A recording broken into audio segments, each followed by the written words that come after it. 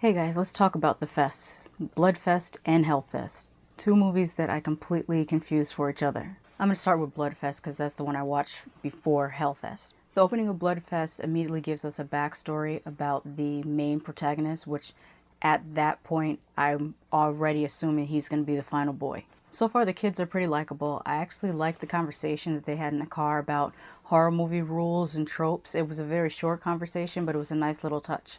Then the movie almost immediately starts to rip off Cabin in the Woods.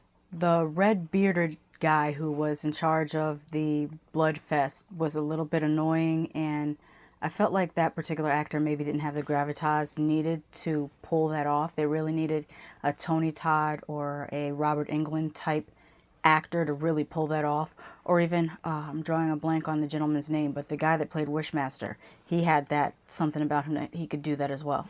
You know how I just said that this rips off A Cabin in the Woods? At one point in this movie, they actually end up at a cabin in the woods. This is going to be a little bit disjointed because I'm just going to go over my thoughts as I watch the movie more so than just a straightforward review. Like, for example, I get that the people with the pig's masks and the chainsaws were an homage to Motel Hell, but why was there glitter on the pig's masks? Speaking of homages, there was a little bit of a nod to Sam Raimi when one character vomits like this black blood or goo or something all over someone else's face, and it just gave me Drag Me to Hell and Evil Dead tease. Unfortunately, the zombies look like trash in this. I was so disappointed because this could have went somewhere very interesting. Sometimes the dialogue was kind of lazy, with characters calling each other sis and bro to establish what their relationship was rather than just writing the characters to interact as siblings would. For this to be a comedy horror, most of the comedy didn't land either. There was only really one funny line I could think of, and that's when one character is just kind of describing how he set everything up and how he did things, and then he just randomly says, "But the clowns I found on Craigslist." And I was thinking to myself, if there is a place to find clowns, it would be Craigslist. Then the movie started dragging a little bit, and by the time they got to Horror Town High, I got up to make food without even pausing the movie because I was just like, if I miss a little bit of something, I really don't care at this point. When I came back from making my food, they were being chased out of the high school by a hillbilly slasher with goggles, and I thought he looked pretty whack. When the aforementioned clowns show up, they looked horrible too. There was something that wasn't creepy about them at all, even for people who are extremely, bothered by clowns. I don't even think these clowns would bother those type of people. If I sound unenthused, it's because I am. I'm trying really hard to be more engaging than this movie was for me. This wouldn't even make my list of slumber party horror, aka my first horror movie. The type of movie you would put on for kids that is not too scary for them. If you have kids that they want to watch horror, but you don't think that they're ready for real horror. I wouldn't even put this in that category because this would be too boring to hold the children's attention. A positive is that the sound design was really, really well done. It sounded great in surround sound. For a movie that's about horror tropes and also having had the characters have this discussion in a car that's supposed to show that they know about horror movies and horror tropes, they really did still make some really dumb decisions. And they did one of the things that's one of my biggest pet peeves. People who've watched my other videos know I have several pet peeves in horror movies. One is when you have a larger child acting like a smaller child, like when you have someone running and holding a child that could probably run faster than the person holding them. When you have like a 10-year-old act like a 5-year-old, that irritates me. But another thing that irritates me is when you're in a dangerous situation and you hop in a car with all the windows down. That has always bugged me. And I know part of it is so that you don't have a glare on the window or you don't see the reflection of the camera in the window, but it still takes you out of the moment because if you know you're in danger, who would have their windows down? No one would really have their windows down. So just film it with the windows up and stop being lazy and just fix it in post. I mean, you have the ability to edit things out in post, edit out the reflection in the camera or shoot it in a way in which the camera does not reflect off the window. One of the most insulting things about this movie being such trash garbage is they really look like they had a decent budget that they could have done something with. And it's so disheartening when you see a movie that had the money to do what they wanted and they just wasted it because either direction or producer / studio interference issues. I don't know which it is. I'm leaning more towards director on this one. It just wasn't a good movie, so I would say skip Bloodfest altogether.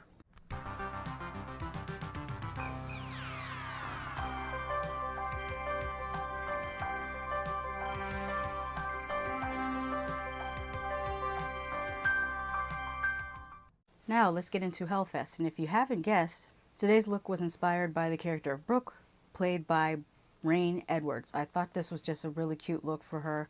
I actually could have gotten ears that look a little bit more similar to the ones that she had on in the movie, but I felt that these looked better on me because I have a rounder face, so I needed wider set ears.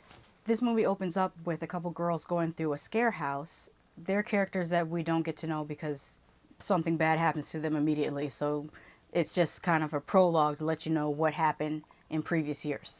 Then we get introduced to a new group of friends that are going to go to HellFest, and for the most part they're annoying. The only one that was semi-interesting personality wise was the girl with the spiky hair that had on, I think she had on fishnets and like a little skirt or something, but she had the most personality out of everyone in the movie. The guys were pretty much interchangeable.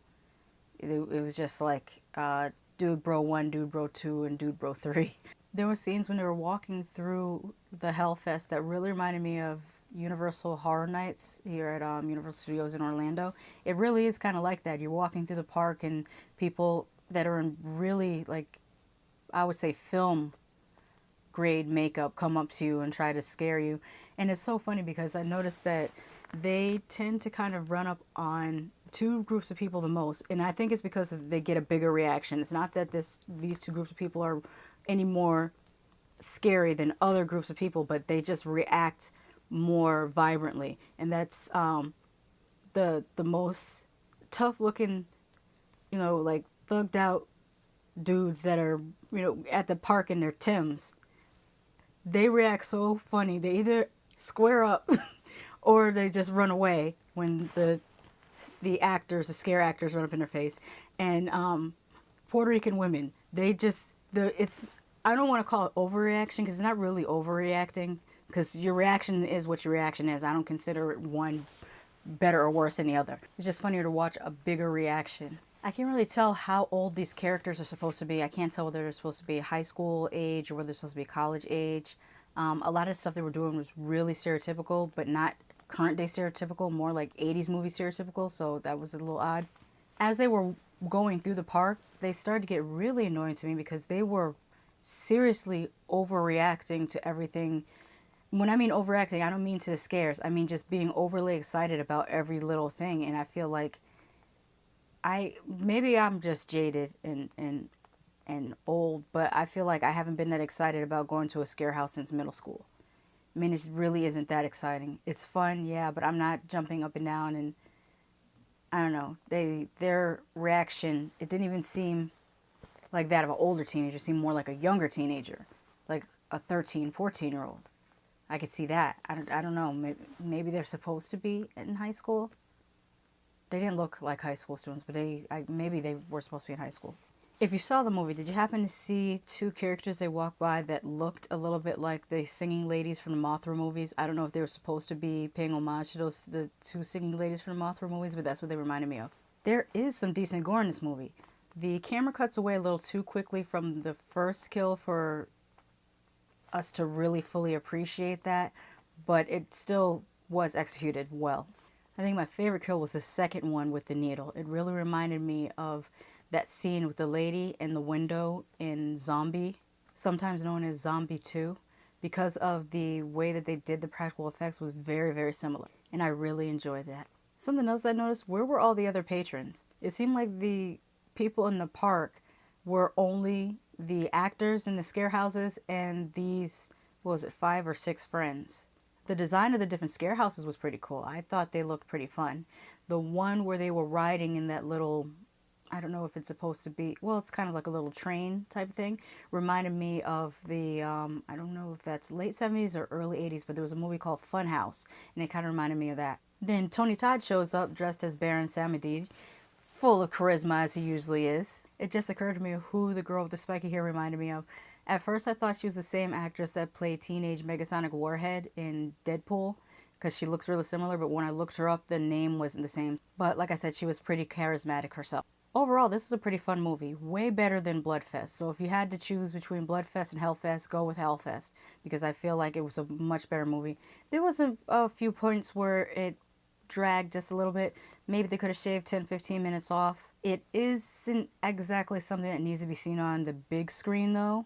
I would say it's about worth a rental on Amazon, or just wait for it on Netflix, something like that. I am glad that this is an actual new slasher movie, because that's one of my favorite genres, or my favorite subgenres of horror, and it's so disheartening when they try to make new slasher movies and completely miss the mark. This one actually got a lot right, and I loved the ending. It catches you a little bit off guard, but it leaves it open for sequels in a way that I really enjoyed. I'm not going to give it away, obviously, but I actually like the way this ended. Like I always say, just because I love something doesn't mean you won't hate it, and just because I hate something doesn't mean you won't love it. Did you see Bloodfest or HellFest? Which one did you like best? Let me know in the comments. Bye.